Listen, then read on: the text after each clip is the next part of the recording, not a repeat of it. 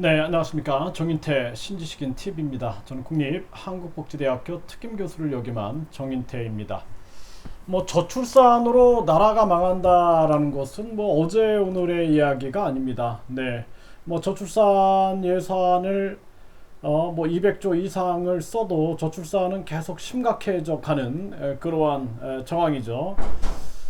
나라에 진짜 돈이 없는 게 아니라 도둑님이 많다라는 것을 공감하게 되고, 그리고 또 진짜 애국자가 있는가 나라에, 그런 생각을 참 많이 하게 됩니다. 저는 이 저출산 고령화 문제를 접하면서 일본이 그 합계 출산율이 1.57일 때 이거는 쇼크다 해가지고 인구 문제를 담당하는 그러한 장관을 세우게 되거든요. 근데 우리나라는 지금 0.7, 0.8 막 이렇게 나오는데도 누구도 나라를 걱정하는 사람이 없어요. 어떻게 하면 돈 빼먹을까? 어떻게 하면 요 빌미를 가지고 저출산 문제가 이게 심각하다 해갖고 예산을 배정받아가지고 돈을 빼먹을까 하는 사람만 있는 게 아닌가라는 생각을 안 할 수가 없습니다. 네, 그 근거는 그동안 수백조를 써놓고도 저출산은 계속 심각해져 간다는 거예요. 그래서 저도 이제 두 아이를 성인까지 키워보니까 사실 또 하나 낳아서 키우라 그러면 못할 것 같아요. 왜냐하면은 지금 저출산 문제가 돈만의 문제가 아닌 거예요.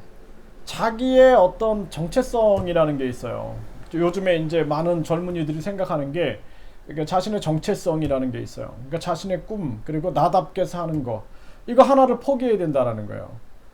그러니까 저부터도 나는 15살부터 소중한 꿈을 키워갔는데 결혼해서 아이를 낳고, 제가 이제 결혼을 좀 일찍 했거든요. 그래서 26살에 결혼을 해가지고 바로 이제 또 아이를 낳고 아이를 길러 보니까 이거는 진짜 여자는 계속 어떤 일을 하지 못해요. 굉장히, 그러니까 공무원들은 좀 나아요. 그래서 저도 그때 당시에는 저나 제 아내가 이제 교육 공무원이었는데 그땐 괜찮은데, 이제 교육 공무원을 그만두고 그냥 일반인으로서 살아보니까 이거는 진짜 아이가 아플 때 병원을 데려가야 되는데 그러한 시간, 또 아이가 아이의 어떤 다양한 문제들 이런 것들을 해결을 해야 되는데, 그런 것들을 해결하는 게 상당히 어려운 거예요. 우리 사회가 지독하게 황금 만능주의, 출세 제일주의, 외모 지상주의, 학벌주의로 흐르다 보니까 이 지옥 같은 육아의 삶을 겪는다라는 게 이게 쉬운 게 아닙니다. 그리고 이제 아이를 키워보면은 이런 환경에서 아이들의 정서가 제대로 이렇게 형성될 리가 없죠. 그러니까 학교 교육도 무너지고 사회 교육도 무너지고 가정 교육도 무너지니까 나중에는 자식이 부모를 때리고 자식이 부모한테 욕하고 또 그냥 가정의 불화 속에서 고통만 형성되는 그러한 상황들이 굉장히 많습니다. 그렇기 때문에 이 저출산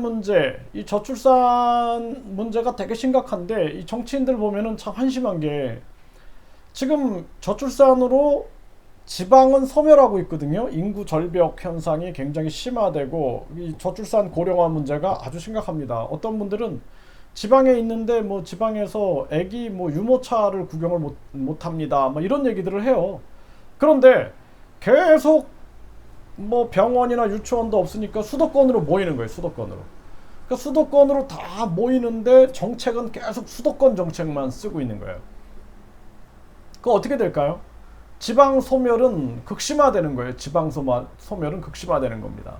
그래서 이 그러니까 전체를 바라보지 못하고 그냥 그저 눈앞에 표만 생각하면은 그래, 수도권에 2천만 명이 있으니까 2,500만 명 정도가 있으니까 수도권의 표만 얻으면 돼. 그러니까 이제 수도권의 과밀 현상이 더 심해지고 부동산 집값 문제가 더 극심화되는 거예요. 이게 이제 앞으로 지방과의 양극화가 더더욱 심화될 수밖에 없습니다.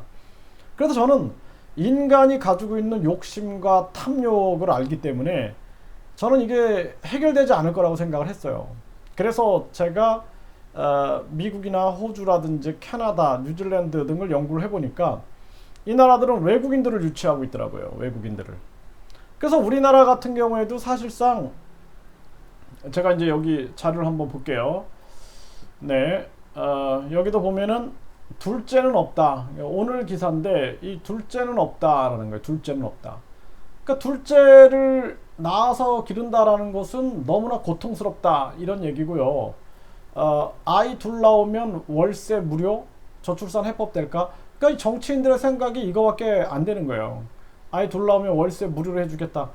그게 중요한 게 아니라 그 지금 이 총체적인 문제, 예? 병원, 아이의 건강, 예? 정서, 아이의 행복, 교육, 예? 이런 뭐 의료, 이런 모든 총체적인 문제가 우리 사회가 병들어가고 있다라는 거예요. 그래서 엄마가 아이를 막 던져서 죽이고 막 물에 넣어 죽이고 이상한 일들이 막 벌어지는 것도 우리 사회 전체가 병들었다는 것을 반증하고 있는 거예요. 이렇게 애 낳으면은 월세를 무료로 한다 이런 걸 가지고 이 저출산 문제가 해법이 될 거라고 생각한다면 이거는 제가 봤을 때는 진짜 정책의 아주 하얀 띠 정도가 아닐까 이런 생각을 하게 돼요. 지금 이제 이 노벨 경제상 크레이머 교수는 저출산 한국 여성 이민자 노동시장 유입 절실. 그러니까 여성의 노동시장에 여성들이 노동시장에 적극적으로 들어갈 수 있게끔 이민자의 노동시장 유입이 필요하다. 이 얘기는 무슨 얘기냐면은 이 외국인 가사 도우미를 확대해라. 한국 저출산 해법이 된다. 이렇게 얘기를 했어요. 그래서 제가 이것들 정부에도 굉장히 많이 얘기했어요. 뭐냐면은 가사 노동에 가사 도우미, 그쵸? 외국인 가사 도우미가 필요하다. 그리고 그 간병인, 네? 요양보호사 간병인. 이게 이제 주로 지금 중국 조선족들이 80% 이상을 차지하고 있다 그러는데 이거를 다변화해라. 제가 이런 얘기를 했어요. 네, 다변화해라. 그리고 우리가 3D 업종 그리고 부족 직업군에 대한 외국인 근로자들이 들어올 수 있게끔 해야 된다. 근데 이게 공익을 생각해야 되거든요. 이들이 이제 한국어를 알아야 돼요. 가장 중요한 게 한국어 공부를 해야 되는 건데 제가 이 분야를 너무너무 잘 알아요. 그런데 여기 그냥 비자 발급 비리가 엄청난 거예요. 비자 장사가 엄청난 거예요. 그러니까 이 사람들은 나라 걱정이 아니라 비자를 장사해가지고 불법 체류자를 양산하고 이게 각국에서 일어나고 있어요. 그러니까 여러분들이 이걸 믿지 않을 수도 있을 텐데 제가 베트남이라는 국가에서 5년 동안 제가 거기 살았습니다. 그러니까 한 17년을 제가 오가면서 강의도 하러 다니고 막 계속 오가다가 5년 동안은 제가 거기서 아예 그 법인을 설립해가지고 거기서 거주하면서 내가 아주 깊이 있게 연구를 했는데 근데 거기서 보니까 이런 비자 비리 문제가 너무너무 심각한 거예요. 그러니까 어떤 사람들이 저한테 와서 3억을 주겠다. 그러니까 이거를 나한테 비자를 좀 받게끔 영사관하고 움직여달라. 이런 제안들이 되게 많아요. 그래서 베트남이라는 국가에서 3억 원이면은요 엄청 큰 돈이거든요. 예? 그래서 3억 원을 주겠다 이런 얘기를 해요. 그러면은 그 돈이 어디로 흘러가냐? 이게 다 브로커들을 통해서 흘러가게 되는 거예요. 거기에 영사들이 개입이 안 된다. 영사들이 적발돼 갖고 이 구속되는 사례가 굉장히 많았어요. 제가 이거 근거들을 말씀을 드릴게요. 대사부터 말단까지 이 몽골 대사관 청탁받고 비자 무더기 발급 여기 나오죠? 이거 오늘 기사예요. 오늘 기사. 3,460건 중 643건이 청탁으로 의심된다. 이게 몽골뿐만이 아니라 이 개발도상국들 국가에서 보편적으로 일어나고 있는 현상이에요. 대한민국 입국 비자 비리를 파헤치다가 무고를 당해 소환된 정재남 전 주 몽골 대사건과 관련된 전직 외교관의 공동 성명서. 이 사람들이 그래도 정의로운 사람들이 있어요. 근데 이 사람들이 지금 총영사들이 이렇게 이런 공동 성명서를 낸 거예요. 그래서 여기 보면은 뭐라고 얘기하냐면은 이 퇴임 외교관과 일동은 정당한 공무 수행자가 범법자들의 농간으로 명예롭지 못하게 축출되거나 불이익을 당하는 불행한 사태가 반복되는 것을 국가의 품위를 심각하게 저해하고 또 국가의 이익에 정면으로 반하는 것으로 본다. 네, 그러니까 올바른 사람들을 음해해 버리는 거예요.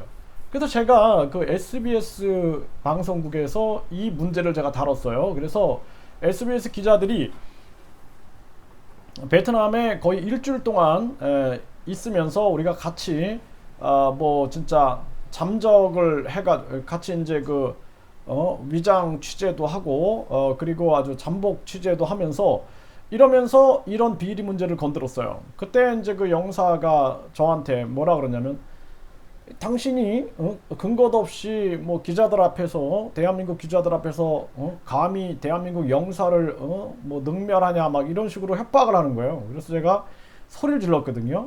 내가 왜 일을 한다고 생각하느냐고, 애국심 때문에 한다. 내가 아주 강력하게 얘기한 적이 있어요. 그리고 제가 그 집필한 소논문이 전국의 그 영사들 그리고 대학교에 쫙 뿌려졌습니다.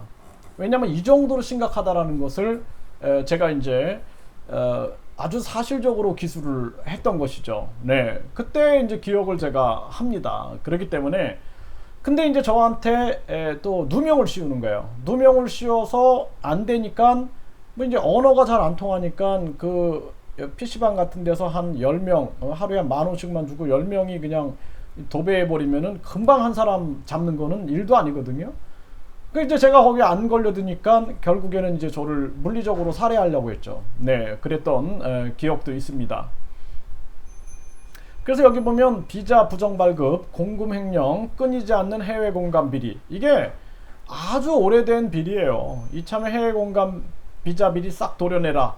이게 지금도 똑같습니다. 해외 기관 영사가 돈 받고 비자 장사, 이렇게 이 비자 장사를 하는 거예요. 예를 들어서 이 사람이 입국을 희망한다 그러면은 현지인 브로커 1인당 한 1,000만 원을 주는 거예요.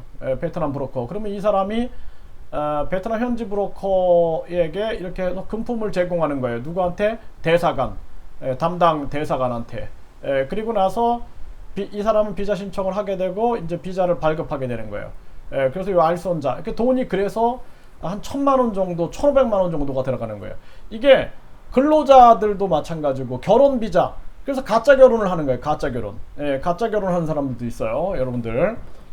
진짜 내가 이거 아주 내가 너무나 잘하는, 내가 한국어를 가르쳤기 때문에 그래서 사람들이 가짜 결혼 비자를 준비하고 있는 거야. 그리고 가짜 노동자, 그리고 가짜 유학생, 그리고 가짜 아주 그 난민 비자, 그리고 가짜 무역 비자, 가짜 여행 비자, 가짜 한국 방문 비자, 이런 비자들을 장사를 하게 되는 거예요. 그러니까 대사관에서 정인태를 싫어할 수밖에 없었겠죠. 예? 그런데 저는 이제 애국심 때문에 그렇게 한 거죠. 애국심 때문에. 제가 이제 SBS 방송에 나간 거 그거 유튜브에도 올렸는데 정말 그때가 굉장히 힘들었던 순간이었어요.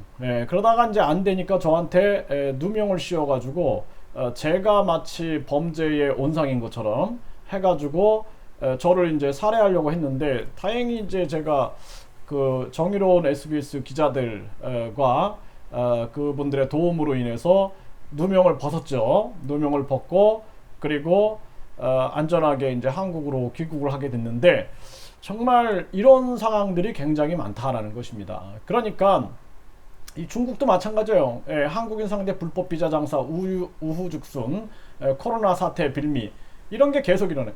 그럼 우리나라가, 제가 이제 그 말씀드리고 싶은 게 뭐냐면은 우리나라가 지금 저출산 문제가 굉장히 심각한데 이 저출산 문제를 해결하기 위해서는 우리가 이 아이들이 자라나는 환경이 굉장히 행복한 환경이어야 되는 거예요. 예? 행복한 환경이어야 돼요. 그래서 이 지금 정책들을 보면은 출산 시에 1년간 월 100만 원 부모급여를 지급하겠다. 원희룡. 만 5세까지 매달 100만 원 양육비 지급하겠다. 이낙연. 부모 모두 3년씩 육아휴직을 제공해주겠다. 유승민. 만 5세까지 전면 무상 보육을 하겠다. 부모 육아휴직 3년을 제공하겠다. 윤석열. 이렇게 얘기를 하고 있어요. 그리고 허경영. 네, 여기 이제 허경영 후보도 빠지면 안 되죠. 그래서 허경영 후보는 결혼하면 1억, 출산하면 1인당 5천만 원을 준다. 이렇게 얘기를 했어요. 그러니까 결혼하면 1억, 출산하면 1인당 5천만 원. 네. 그리고 여기에 더해서 이제 허경영 후보는 2억 원을 무이자로 그 주택을 임대할 수 있게끔 지원을 하겠다. 이런 정책들. 그리고 또 그 전업주부 수당을 일정 기간 주겠다. 그리고 국민 배당금 정책이 있는 거죠. 국민 배당금 매월 150만 원 국민 배당금 정책. 예. 그 이렇게 이제 종합적으로 하게 되면은 사실상 이게 이제 안정되게 출산이 일어나죠. 그런데 중요한 것은 뭐냐면은 허경영 후보의 정책이 굉장히 훌륭해요. 예. 그리고 그 정책이 시행이 된다 그러면 저출산 문제 해결됩니다. 해결되는데 지금 아이들을 낳는다 할지라도 20년 동안 그 아이가 20살이 되려면 20년이 기다려야 돼. 20년. 그러면 그 안에 우리가 뭘 해야 되느냐. 이 로바엘 경제학상 수상자가 외국인 가사도우미 확대를 해야 된다. 간병인도 확대해야 돼요. 그리고 우리가 우리 젊은이들이 3D 업종에 잘 안 가려고. 솔직히 얘기합시다. 우리가. 예. 그러면 그들이 일할 수 있는 그러한 우리가 부족 직업군의 이 노동시장을 여는 거예요. 대신 중요한 게 뭐냐면 나라에 도둑놈이 너무 많아요. 비자 발급 비리를 하는 거예요. 비자 발급 비리. 그래서 내가 항상 얘기했던 게 현지에서 비자 장사부터 하지 말고 이 사람들이 한국으로 들어올 수 있게끔 해라. 들어와서 한국에서 일단은 한국어 공부를 먼저 해라. 한국어 공부. 그러면은 한국에 한국어 학당들이 많잖아요. 한국어 학당들이 많아요. 대학교 한국어 학당도 있고 사회통합 한국어센터도 있고 외국인 한국어센터도 있고 한국어 학당들이 많습니다. 평생교육원 한국어 학당도 있고 여기서 한국어를 먼저 공부하는 거예요. 그리고 한국어 능력 시험을 봐가지고 한국어 능력이 되면은 그때 이제 한국어 증서를 가지고 그 사람들부터 가사도우미로 간다면 가사도우미에 대한 교육을 받고 이수한 사람이 배치가 되고 그 다음에 근로자로 간다면 근로자로 배치가 되고 또 우리가 부족 직업군으로 간다. 부족 직업군으로 가고 간병인으로 간다. 간병인으로 가고 이렇게 해야 되는데 이 제외 공간들이 그걸 싫어하죠. 왜냐하면 거기서 비자를 장사를 해야 되는데 예? 비자 장사를 해야 되는데 이게 이런 식으로 그래서 제가 계속 얘기했어요. 계절 근로자 문제도 한국어 공부 안 하고 계절 근로자들이 들어와가지고 성폭행 당하고 막 인권 문제 발생되고 이렇게 있으니까 한국어 먼저 해야 된다. 그러면은 저한테 시기를 놓친다 이런 얘기를 하는 거예요. 무슨 시기를 놓치냐. 지금부터 한국어를 꾸준히 공부해서 내년에 갈 수도 있는 거다. 이게 굉장히 중요한 거예요. 그리고 한글과 한국어가 세계화되는 것도 이게 영향력을 미치고 또 한국어를 통한 일자리 창출도 가능하고 또 한국 책이라든지 한국어 시장이 확산된다. 그러면은 선생님이 한국어 가르치니까 한국어 이익을 남기려고 그러는 거 아니냐. 아니 무슨 놈의 한국어 가르쳐갖고 무슨 이익이 남는다고. 그러니까 이 사람들은 애국심이 없는 거예요. 애국심이 없는 거예요. 그래가지고 진짜 양심 있는 정책을 만들어내야 된다라는 거예요. 이렇게 우리나라는 다 썩어 문드러진 거예요. 그러니까 저출산 고령화 문제로 허경영 후보가 얘기하는 게 저출산으로 결국에는 중국에 흡수될 것이다 이렇게 얘기했어요. 그 중국에 흡수되면 어떻게 될까요? 조선족으로 사는 거예요. 조선족으로. 그러니까 나라에 도둑놈이 많으면 나라를 빼앗기는 거예요. 그 옛날에 여러분들 일본에게 나라 빼앗긴 거 기억 안 하나요? 예? 그때 왜 나라를 빼앗겼죠? 나라에 도둑놈이 많아서 애국자가 없어서 그런 거예요. 네.